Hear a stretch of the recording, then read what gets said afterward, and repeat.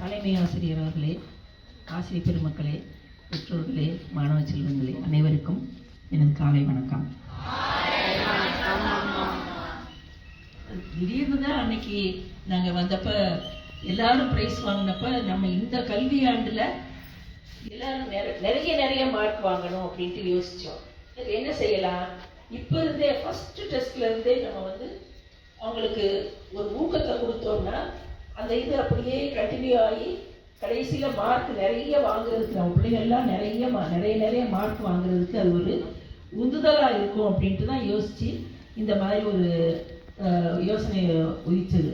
அதாவது first mark, second mark, third mark வாங்கின பிள்ளைகளுக்கு நம்ம கௌரவப்படுத்தணும் அப்படின்ட்டு.